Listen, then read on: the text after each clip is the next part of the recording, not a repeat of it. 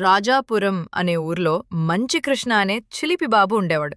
వేషం మాత్రం కౌబాయ్లా రంగురంగుల చొక్కా, బ్రౌన్ టోపీ, చేతిలో కర్ర పట్టుకుని కళ్ళలతో నిండిన కళ్ళతో తిరిగేవాడు. ఓ రోజు తాతయ్య భీమయ్య అతనికి ఒక పాత పుస్తకం ఇచ్చాడు.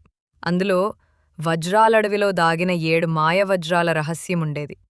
తన కుక్క బన్నీ, కోతి సింగుతో కలిసి మంచికృష్ణ ఆ వజ్రాల కోసం అడవిలోకి బయలుదేరాడు. ఆ ప్రయాణంలో మొదటగా పాములగుట్ట వచ్చింది. అక్కడ మాట్లాడే పాము అతని మనసు పరీక్షించి ఓ మాయ తాళం ఇచ్చింది.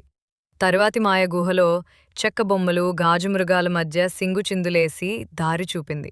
చివరికి వారు చేరిన వజ్రాల లోయలో గంధిపుష్పి అనే మాయపువ్వు ప్రత్యక్షమై, నీ మనసు స్వచ్ఛమైనదైతే వజ్రాలు నీదవుతాయి అని చెప్పింది. మంచికృష్ణ ధైర్యంగా అన్నాడు, వజ్రాలు నాకు కావు, మా ఊర్లో పిల్లల నవ్వుల కోసం కావాలి.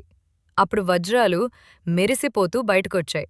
కాని ఆ సమయంలో వజ్రాల పరిరక్షకుడనే మాయ యోధుడు ఎదురుగా వచ్చి అతని నిజాయితీని పరీక్షించాడు.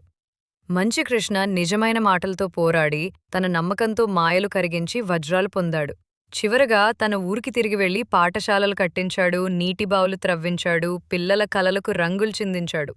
ఎందుకంటే అతనికి తెలుసు, అసలైన వజ్రం మంచి మనసే.